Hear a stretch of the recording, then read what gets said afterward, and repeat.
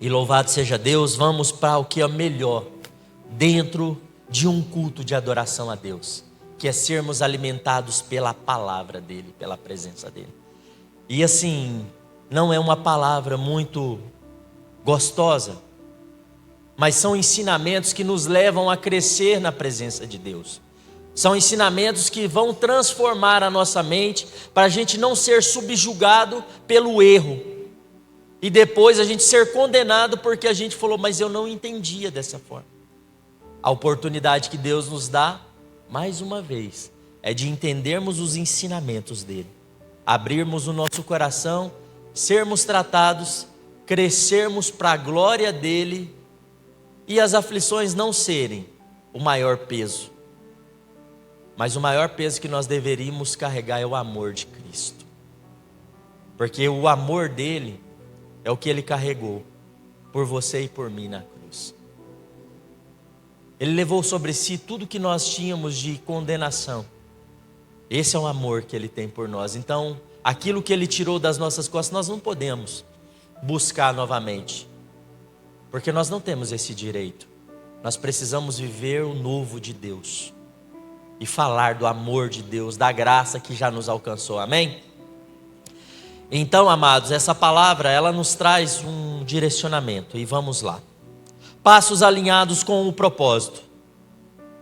Sempre haverá prosperidade. Essa palavra Deus trouxe ao meu coração, ela está lá em Juízes 13, quem creio que já devem ter aberto, mas Deus trouxe ao meu coração umas 2 semanas atrás. E o Espírito Santo veio a mim e falou, você vai falar sobre este homem. Um homem que teve a força de Deus, mas que foi imprudente. Sofreu, mas cumpriu o propósito de Deus. Né? Todo mundo já sabe que é Sansão, Juízes 13, ele nasce e enfim.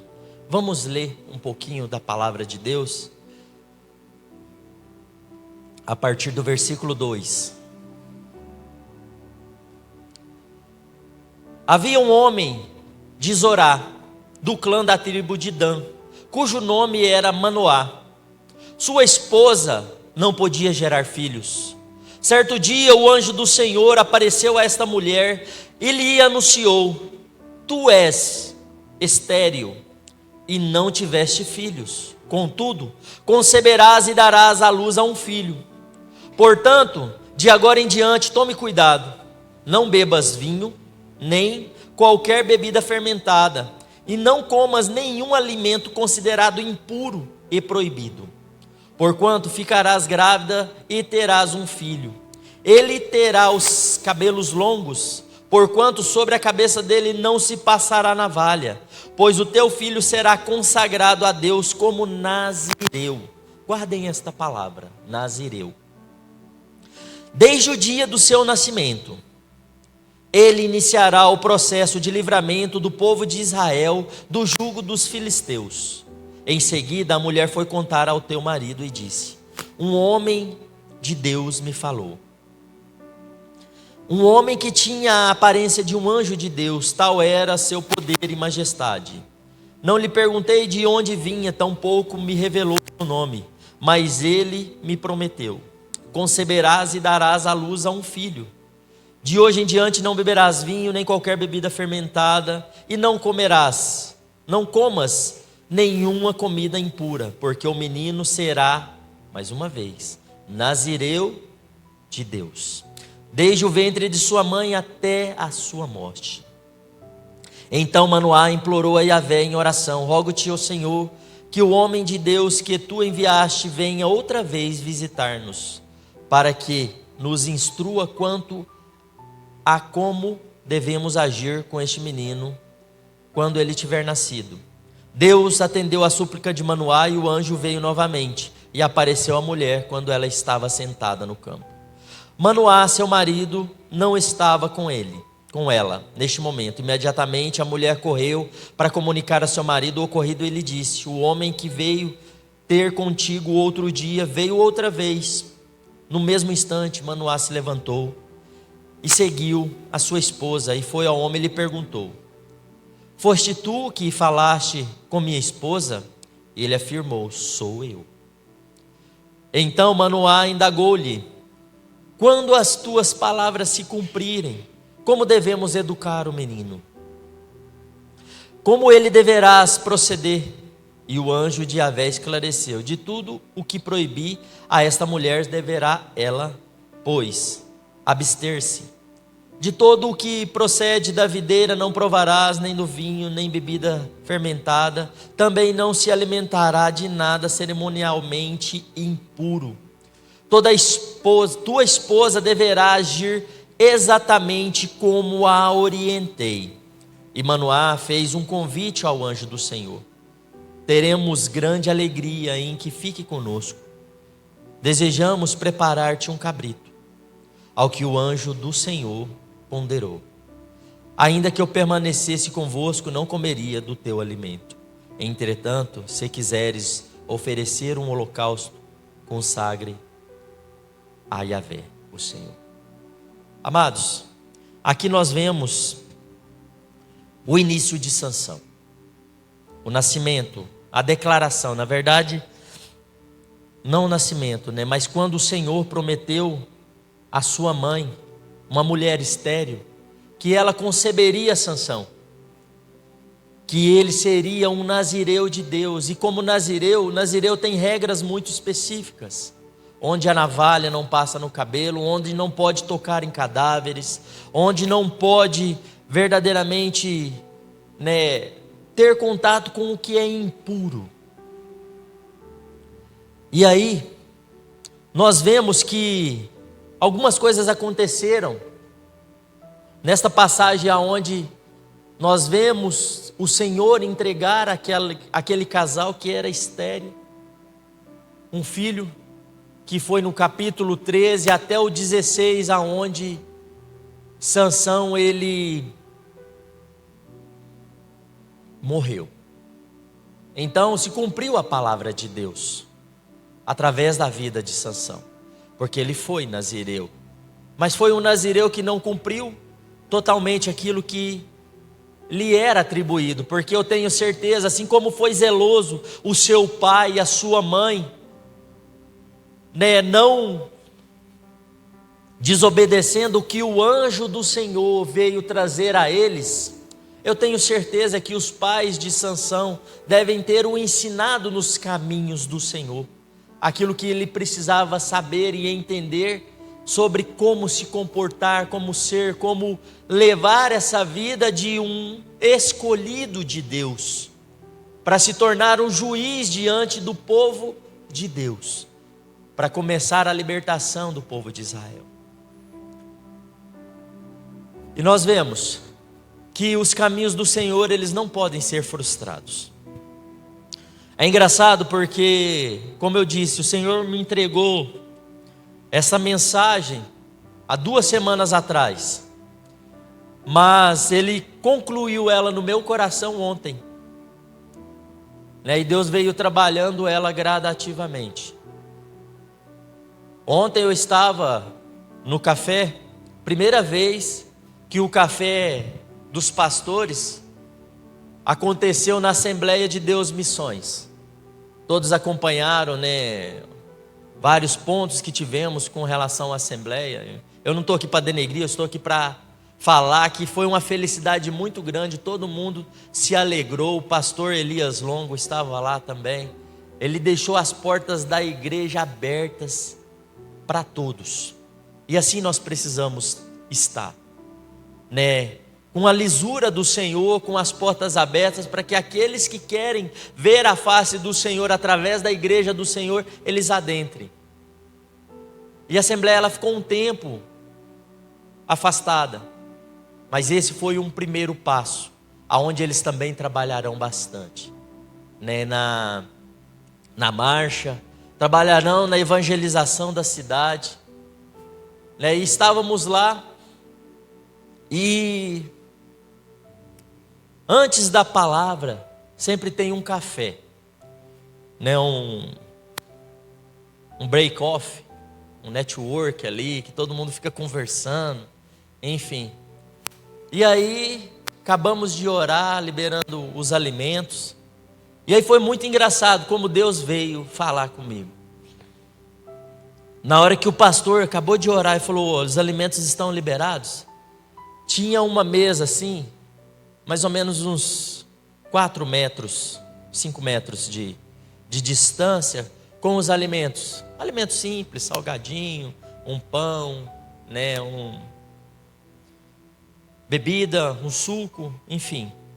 Mas foi engraçado porque na hora que liberou o alimento, foi algo muito desgovernado, muito desorientado, né? Vieram pessoas do fundo de um jeito, pessoas da frente de outro, aí do outro lado também chegaram pessoas de diversos fluxos, e todos foram na mesma hora para a mesa. E é engraçado como as coisas de Deus acontecem, porque aí Deus começou a ministrar no meu coração. E ele falou assim: observa, só observa. Está orado, está abençoado, o alimento, o ambiente. Olha o que eu vou fazer. E eu parei e fiquei olhando. De repente, começou a se organizar uma fila. Ninguém falou nada. Começou a se organizar uma fila. As pessoas que estavam no fluxo contrário começaram a sair e entrar na fila. E aquela mesa com 5 metros, se organizaram 2 filas. Uma vindo de trás para frente e do outro lado de frente para trás. E o fluxo foi se alinhando, Passaram-se uns 10 minutos, poucos, vou colocar uma expressão que a gente usa muito em Minas. Poucos gatos pingados ainda estavam cortando a fila, furando a fila. Mas a maioria das pessoas entraram no fluxo para se alimentar. E assim nós precisamos entender a mão de Deus. Tudo que é abençoado por Deus precisa entrar num fluxo. Quem está fora da fila do fluxo que Deus trouxe para nós, vai estar em rebeldia. Ninguém falou para ele que ele estava em rebeldia, mas eu olhava para a pessoa e via que ela estava desconcertada, porque ela não estava fazendo o que o fluxo estava determinando que ela precisava fazer. E assim nós precisamos entender que os caminhos que Deus nos conduz não são de desordem, são caminhos de alinhamento. É um caminho aonde, como eu disse no início, é estreito e apertado, então não vai entrar uma manada. Vai entrar uma fila indiana com padrões de honra, padrões de fidelidade, padrões de amor, padrões de subserviência, padrões aonde nós verdadeiramente entendemos o nosso papel como filhos, como servos, como eleitos, como um sacerdócio real que não se corrompe. Por que eu estou falando isso para vocês? Porque nós vamos ver que dentro do que Sansão deveria ser como nazireu, ele não fez corretamente. E por isso ele sofreu as consequências dos erros que ele cometeu. Mas se cumpriu através da vida dele. Mas nós não precisamos, assim como eu já disse por diversas vezes, e cada vez mais fica claro na minha mente, o ladrão da cruz, ele precisou pagar um preço. Ele teve a maior recompensa que uma pessoa poderia ter? Sim, ele teve. Mas o pagamento pelo que ele fez durante toda a sua vida foi a própria vida. Ele teve que entregar a sua vida naquele momento ali. Porque se ele tivesse falado, eu me arrependo, ele não desceria da cruz, porque a consequência do que ele fez foi morrer na cruz. Mas ele alcançou o céu. Então ele poderia ter alcançado Jesus antes. Se ele tivesse se arrependido 3, 4 dias antes de ser preso e tivesse mudado o curso da sua vida, talvez ele não precisaria morrer na cruz. E ele tivesse alcançado o mesmo objetivo, que era a salvação. Mas nos ensina. Aquela passagem nos ensina. Eu não quero ser. Algumas vezes, Wesley, eu falei, eu queria ser como aquele cara, que eu não sei quem mais está no céu, mas ele eu sei, porque a Bíblia fala que ele está no paraíso, porque Jesus falou, Jesus não mente, então ele está. Só que eu não quero ser como ele. Eu quero alcançar o que ele alcançou, mas ter uma vida transformada enquanto eu estou servindo a Deus.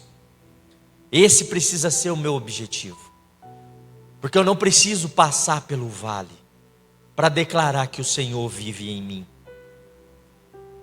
Eu preciso viver o que Ele sabe que eu sou, com Ele me guiando, com Ele conduzindo as rédeas da minha vida. E assim, eu não vou precisar. Mas se Ele me levar para morrer na cruz também, não tem problema, porque eu tenho entendido e tenho aprendido muita coisa. Porque é difícil, amados. É difícil a gente ver pessoas que a gente ama sofrendo, atravessando lutas, e a gente não conseguir fazer muita coisa, a não ser estar intercedendo, para que aquilo passe rápido. É muito difícil. Meu coração tem estado muito apertado, acompanhando a vida de muitos de vocês. Mas o que Deus tem falado comigo é que o meu papel é interceder pela vida de vocês, porque a escolha é de cada um, é individual, e nós teremos a oportunidade de prestar contas individualmente. Então não tem muito o que eu fazer a não ser estar ali com o coração apertado, mas pedindo para que Deus os leve para entender aquilo que Ele quer abrir na vida de cada um de vocês. Nós estaremos juntos, chorando juntos. Eu tenho chorado muito pela vida de cada um de vocês. Às vezes eu, indo para o trabalho, eu paro o carro e vou conversar com Deus e choro, pedindo para que Deus amenize o sofrimento. Mas eu sei que dias melhores estão por vir, e Deus Ele vai dar um descanso para nós. Mas as aflições continuarão vindo. As aflições elas continuarão vindo, porque quanto mais a luz se aproxima de nós, mas nós vemos o quanto nós precisamos da presença de Deus. Quanto mais nós precisamos de um Salvador, o quanto mais nós precisamos nos fundamentar na palavra de Deus. Se nós não entendermos isso, nós vamos achar que nós temos razão em alguma coisa, e nós não temos razão de nada, porque se fosse para ir pela razão que Deus tem, o que nós merecemos é o fogo do inferno. Me perdoa pelo jeito que eu estou falando, porque todos os dias nós somos levados a pecar, e muito. E não é um pecado de adulterar, de roubar, de matar, porque quando nós somos omissos, estamos pecando também. Quando nós deixamos de, Deus direciona para nós abençoarmos uma vida fazendo uma ligação, e nós não ligamos, nós estamos pecando também. E isso precisa mudar em nós enquanto igreja. E vocês sabem por quê? Assim, muitas das vezes nós não enxergamos o que está acontecendo aqui, nessa casa de oração, assim como na igreja do Senhor, porque o nosso mundo não é isolado, nós fazemos parte de quem será buscado por Jesus. Jesus não buscará ninguém no individual, amados. Jesus buscará uma igreja adornada, uma igreja fortalecida, uma igreja que entendeu quem ela é como esposa de Cristo. Se nós não entendermos isso, nós não fazemos parte do corpo, nós seremos um parasita. Porque um carrapato que está numa capivara, vou usar um exemplo aqui do Mato Grosso do Sul, temos muito. Um carrapato que está na capivara não é capivara, é carrapato. E nós precisamos entender que estar grudado na igreja não nos faz ser igreja, nos faz ser alguém que está grudado na igreja. Mas quando nós entendemos o nosso papel como igreja, nós amamos mais, porque nós não somos melhores uns do que os outros. Quando o nosso irmão está sofrendo, nós, no mínimo, vamos interceder pela vida dele. Porque o corpo que perde, amados, uma orelha, ou um nariz, ou um dedo, ele está amputado. Não é normal que nós tenhamos uma igreja que perca irmãos.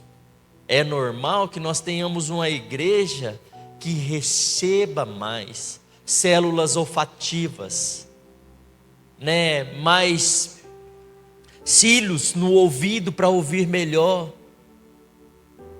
mais células nos olhos para enxergar melhor. Esse é o que Deus quer, que nós sejamos fortalecidos pela unidade. Se eu fui chamado para ser boca, que eu faça o melhor, não exalando um mau hálito, mas exalando a palavra de Deus, que é pura, que é doce e suave. E eu não preciso competir com meu irmão, que ele sente o aroma agradável de Deus. Eu preciso continuar falando, eu preciso continuar exalando amor, porque se eu não entender isso, eu não estou fazendo o meu papel no corpo.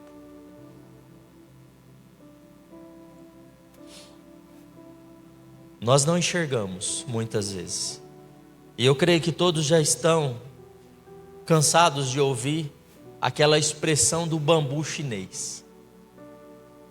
O bambu chinês, ele por 3, 4, 5 anos, você não vê ele crescer.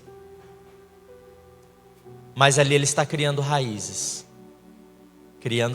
E a partir do seu 4º ano, 5º ano, sendo plantado, aí ele começa a crescer. E aí ele vai crescer aproximadamente 30 metros em poucas semanas. Vocês sabem o que está acontecendo conosco? Com tantas lutas, com tantas batalhas, nós estamos criando raízes. Nós estamos sendo fortalecidos, para que quando começar o crescimento que Deus já derramou sobre as nossas vidas, nessa casa de oração, a gente vai ter um crescimento que vai assombrar todo mundo. Mas não é para nossa glória, não é porque a gente é bom, é porque Deus tratou nós enquanto raízes. Nós vamos dar sustentação para o crescimento que vai acontecer. E aí nós precisamos estar fortes, porque se nós estivermos com as nossas debilidades, com as nossas fraquezas, uma raiz doente pode matar todo o crescimento de uma árvore ou de um bambu. Porque se aquela raiz ela estiver realmente com fungos, ela vai contaminar todo o resto. Esse é o tratamento que nós temos recebido, amados. E aqui, quando eu venho para a vida deste homem, eu vejo muito claramente. Daqui a pouco nós vamos voltar de novo a ter uma exposição desse texto. Mas olha como Deus fala a nós lá em Oséias 14, a partir do 9. Quem é sábio e tem entendimento? Todo aquele que considera a minha palavra. Quem tem discernimento e bom senso? Aqueles que se dedicam a compreender as minhas orientações. Ora, o caminho de Yahvé é a verdade, e os justos andam nele, mas os ímpios e os transgressores tropeçam e cairão. Essa é a versão do King James. Agora olha a versão, eu acho que a Ara, Almeida, revista atualizada, vai estar mais fácil da gente absorver. Eu trouxe ela também. Oséias 14, 9 na Almeida. Quem é sábio, que entenda estas coisas. Quem é prudente, que saibas por que os caminhos do Senhor são retos. E os justos andarão neles, mas os transgressores nele cairão. Então Deus quer nos tratar para que a gente não caia nos caminhos do Senhor. Para que ele não seja uma pedra, assim como nós trouxemos em uma das ministrações atrás, falando que a pedra angular serviria de tropeço para aqueles que não entenderam o envio dela, que é Jesus. Alguns judeus não entendiam, e ali foi uma pedra aonde a pessoa ia decidir, ou vai decidir, ou ela muda o curso da vida,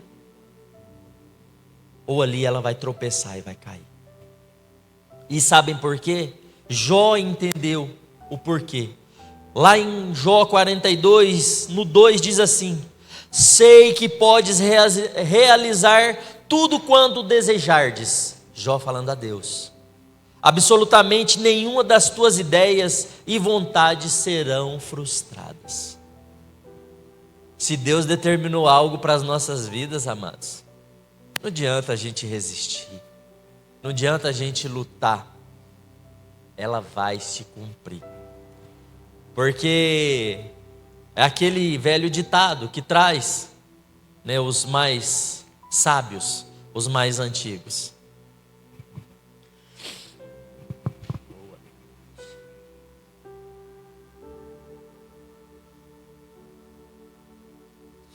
Ai, louvado seja Deus. Até o ditado foi embora aqui na minha cabeça. Mas amém, então não era para falar obrigado, Deus. Louvado seja. Mas voltando para o texto aqui, vamos continuar na palavra, que nós temos pouco tempo agora. Lá em Juízes 14, quando Sansão, ele já havia sido crescido, já havia crescido, e ele foi buscar uma esposa para si, ele foi buscar uma esposa lá na Filistia. E já era plano de Deus, porque era para Deus utilizá-lo para começar esse ponto. Mas o ponto acontece em Juízes 14, quando Sansão, já provido de força e já tomado pelo que Deus, o Espírito Santo, já havia possuído ele em algumas vezes, ele foi caminhando para a Filistia, e ali um leão apareceu diante dele, e ele matou o leão. Ele matou o leão e deixou-o do lado da estrada. Com esse leão ele ficou ali um tempo. Depois ele, passando novamente, estava indo para a Filistia, atrás de uma esposa. Ali, aquele cadáver do leão tinha uma colmeia de abelhas. E ele, sabendo que não poderia, como nazireu, tocar em cadáver, foi lá, tocou naquele cadáver, tomou o mel, comeu o mel e deu aos seus pais. Ali ele já transgrediu a vontade de Deus, o que Deus tinha para com ele, porque ele não poderia ter feito isso. Ele sabia que tocar em um cadáver era algo que desaprovava ele como nazireu, como alguém que precisava ser possuído pelo Espírito Santo, porque naquela época nenhum era como nós. E eu falo nós não com soberba, mas nós com gratidão e temor a Deus, porque eles não poderiam receber o Espírito Santo, porque o véu não havia sido rasgado e Jesus não havia liberado para que nós tivéssemos esse aprofundar e esse receber do Espírito Santo. Então, quem era escolhido era possuído pelo Espírito Santo de Deus, e Deus trazia as características que ele queria. Mas enfim, depois no 14, quando ele faz isso, já comete o seu primeiro desobediência, a sua primeira desobediência diante do que Deus direcionou. Aí ele se casa com essa filistia, e ali ele dá um enigma para 30 filisteus que tinham sido dados como padrinhos. E ele deu um enigma para aqueles homens, e aquela angústia de falar do enigma, aqueles homens foram à esposa de Sansão e começaram a falar que ela precisava descobrir o enigma. E por 3 vezes ela ia a ele, perguntava qual era a resposta do enigma, e ele não falava. E ela ia e falava o que ele havia dito, falava para os filisteus. E aí, na 4ª vez, ele falou o enigma. Ela foi e falou. Ele ficou chateado, mas ele já sabia que ela não era do seu povo e tudo, mas era sua esposa. Mas ela estava sendo conduzida pelo povo filisteu. E ali ele ficou chateado, devolveu ela a seu pai. E foi para a casa de seu pai, né? Sansão devolveu a filisteia para o seu sogro, e ele voltou para a casa de seu pai. Com isso, passaram-se um tempo. Sansão foi buscar a sua esposa na casa de seu sogro. Quando chegou lá, o seu sogro havia dado a sua esposa para outro homem, e ali ele ficou muito chateado com essa situação, e com a situação do que o seu sogro havia feito. Ele pegou 300 raposas, amarrou em pares pelo rabo, amarrou tochas em cada par e soltou na colheita de trigo dos filisteus. Aquilo ali gerou uma revolta nos filisteus, que começaram a o procurar para o matar, e ele foi se esconder. E ali, depois de resolvido os problemas entre eles, mais uma vez, né, os filisteus, na verdade, pegaram aquele que era a esposa dele e a mataram. Passaram um tempo, mais uma vez, Sansão casou. Dessa vez com outra filisteia, Dalila. E mais uma vez Sansão começou a brincar com o fogo. E como dizem os antigos, quem brinca com fogo, mais cedo ou mais tarde, se queima. Dalila perguntou a Sansão qual era o segredo de sua força, porque ela havia sido instruída pelos filisteus a saber o porquê que ele era tão forte. E ali ele começou a falar algumas mentiras para ela. Primeira vez ele falou, ela foi lá, falou para os filisteus: amarra 7 tiras de couro molhado em mim e eu não terei força. Ela foi e falou para os filisteus, amarraram ele, e quando eles vieram, ele se soltou e matou todos. Segunda vez, pensa, eu falei para minha esposa, ela fez comigo e eu vou continuar. Beleza. Segunda vez, mas Sansão, você não me ama, você não me fala o segredo de você ser tão forte. Ah, você faz isso. Segunda vez, ela fez, chamou os filisteus, ele se soltou. Terceira vez: Sansão, mas você não me ama? Você não me fala a verdade? Não, se você fizer as tranças no meu cabelo, e eu vou perder a força. Fez as tranças nos cabelos de Sansão, mais uma vez. Na quarta vez, ele falou a verdade. Eu sou nazireu. A força está porque os meus cabelos estão grandes e não podem ser cortados. Quarta vez, ela pegou, cortou os cabelos de Sansão. E ali ele foi preso, seus olhos foram furados.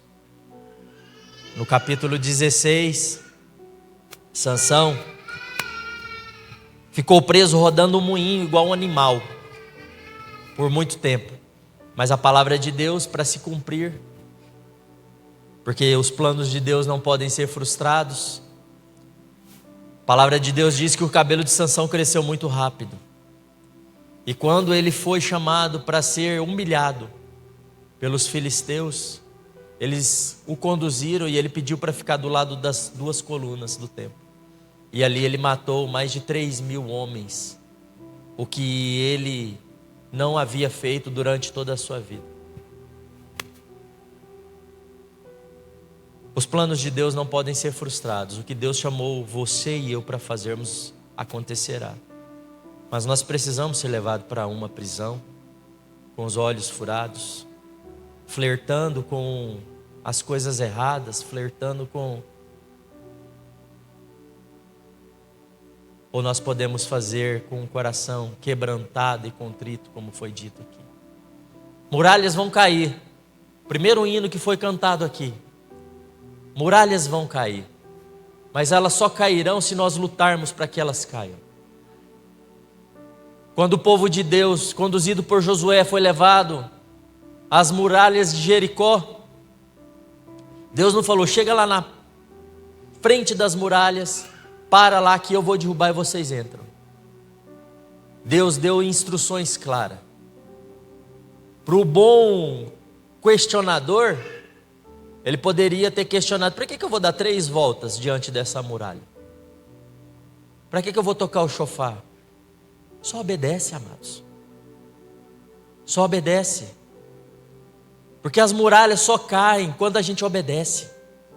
As lutas ficam mais fáceis quando a gente obedece. Porque quem está nos conduzindo, ele não tem prazer em nos ver caídos, prostrados, chorando. Ele quer que nós sejamos vencedores. Porque a coroa da salvação, ela não será dada a quem se acovarda.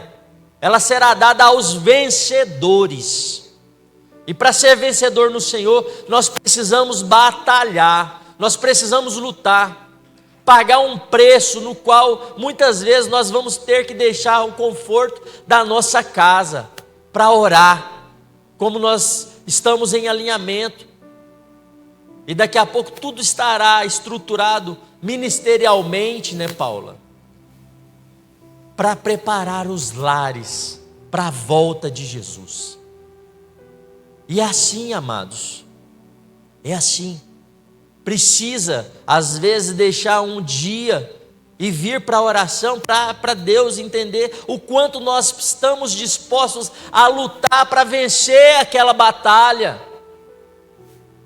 Não é sentado no sofá em casa, falando: não, mas os irmãos estão orando lá por nós. Louvado seja Deus, porque se não tivesse uma igreja que ora, estaríamos piores. Porque o que impede do maligno tomar conta do mundo é a igreja de Jesus. É a igreja posicionada, é uma igreja que ainda está sendo trabalhada, mas é uma igreja que não negocia valores. São aqueles 14.000 que Deus falou para Elias: Elias, você está enganado, meu filho. Você acha que é só você que está na luta? Não é só você não, meu filho. Eu guardei 14.000 profetas ainda que não se dobraram a Baal. Volta e faz o que eu estou te falando. Volta e faz o que eu estou te falando. Quando ele entendeu, ele voltou e fez. E ele foi levado em uma carruagem de fogo. Porque ele obedeceu. Ele poderia ter morrido lá na caverna? Poderia. Ele poderia não ter saído de lá. Mas ele obedeceu. E ele fez a vontade de Deus. Amém? Amados, tinha mais uma sequência aqui. Mas só 2 pontos que também foram ministrados no meu coração, lá no café. Parábola dos talentos. Quando Deus nos leva a entender sobre aqueles 3 servos, nós precisamos trazer algo claro na nossa mente. Os 2 servos, Deus deu 5 talentos para um e 2 talentos para o outro. Os 2 receberam as mesmas palavras: servo bom e fiel.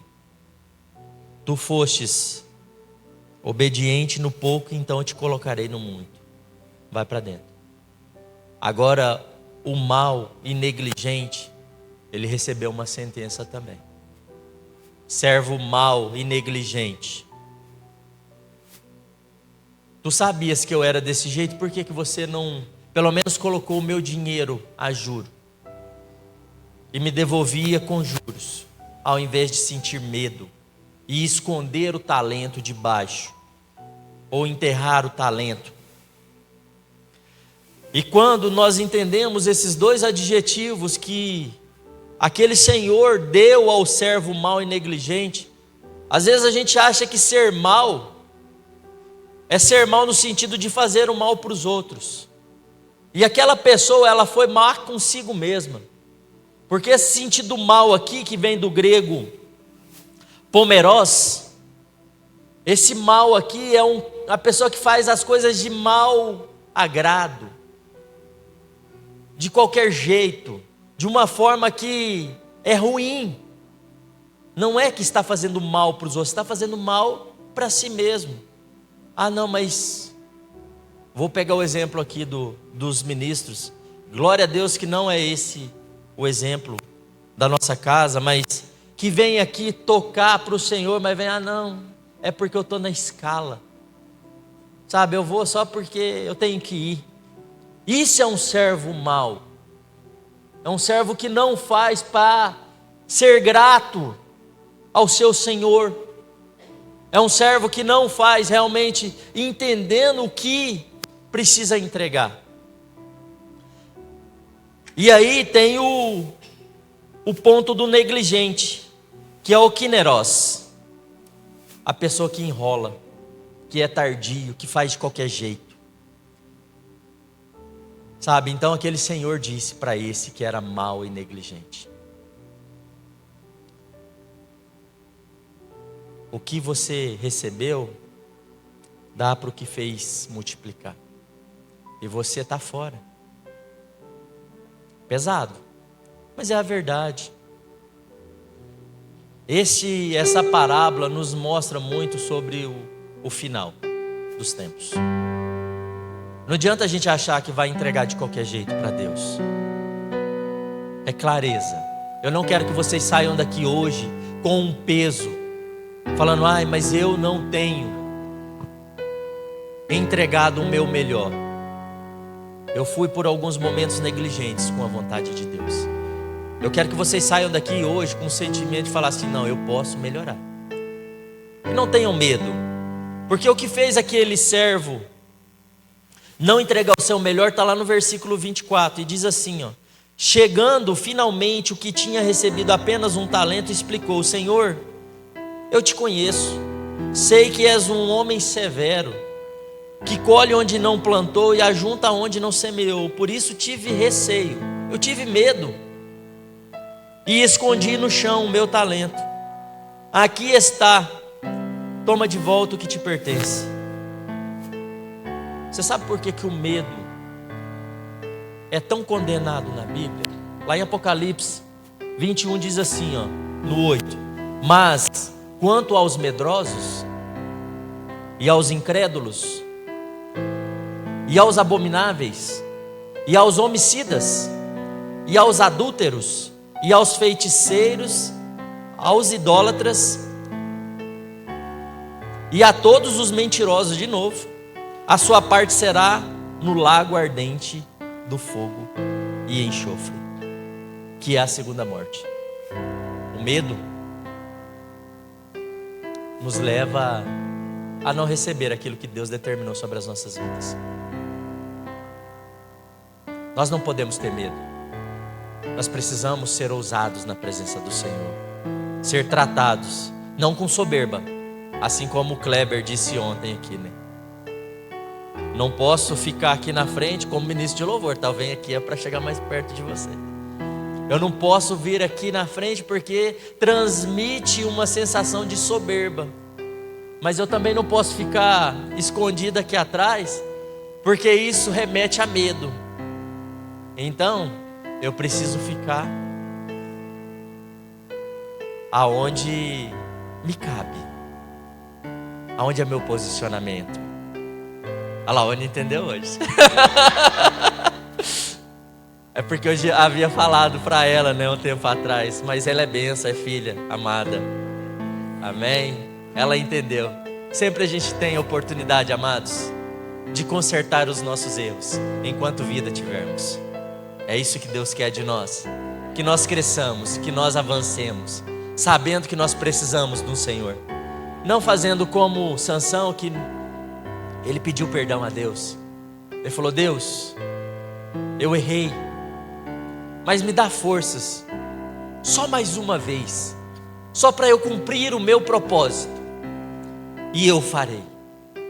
E assim, nós não precisamos ser assim, nós podemos ouvir, né? Não ficar atrás, nem ficar na frente, mas ficar no lugar certinho, falar: Deus, eis-me aqui, envia-me a mim, eu quero fazer o meu melhor, eu quero entregar meu coração limpo e grato ao Senhor, amém? Se coloquem de pé, vamos orar, vamos agradecer, porque eu já passei, desculpa, passei, tá errado, não passei? Passei, ó, tá vendo? Perdão, 9 horas. O Isaac lá já falou que vai cortar o som já, né, Isaac? 2 minutos? Amém, louvado seja Deus. Amém. Pai, no nome poderoso de Jesus, Pai, nós queremos te agradecer, porque a tua palavra não é um peso, Pai, é mais um fortalecimento para as nossas pernas, para o nosso coração e para a nossa mente, aonde nós entendemos que nós precisamos do Senhor, nós precisamos que o Senhor nos conduza, que o Senhor nos direcione, que o Senhor coloque cada vez mais a nossa responsabilidade como filhos, e a gente viva a plenitude do teu amor. Obrigado mais uma vez, Pai, como igreja do Senhor, queremos te agradecer por tudo que o Senhor tem feito nessa casa de oração, pelo que o Senhor tem feito dentro da vida de cada um de nós, Pai, porque simplesmente o que está acontecendo nessa casa de oração é o que está acontecendo dentro do coração de cada um de nós, Pai. E nós te agradecemos, Deus, por esse mover, por esse transformar, aonde nós temos dado liberdade para o teu Espírito nos conduzir. Obrigado, Deus, porque nós estamos passando de fase, nós estamos crescendo, e daqui a pouco, no nome de Jesus, Pai, nós vamos estar assim como Joshua, que estava um tempo atrás precisando de seus pais para comer, precisando de seus pais para caminhar, e hoje está aí, caminhando sozinhos, com as próprias pernas, se alimentando, e daqui a pouco ele será pai de família também. Ele será um homem segundo o teu coração e levará a tua palavra, assim como nós temos crescido como igreja do Senhor, Pai, para glorificar o teu nome e bem dizer quem o Senhor é. Obrigado, Deus, obrigado pela vida de cada um dos meus irmãos, no nome de Jesus. E a igreja do Senhor diz: amém, aleluia, glória a Deus, glória a Deus, glória a Deus. Amados, estendam as vossas mãos que o amor do Pai, a graça de nosso Senhor Jesus Cristo e as doces consolações do Espírito Santo de Deus nos protejam durante essa semana, nos tragam a certeza que nós somos amados, que nós temos o que precisamos para vencer os desafios. E a igreja do Senhor diz: amém, aleluia.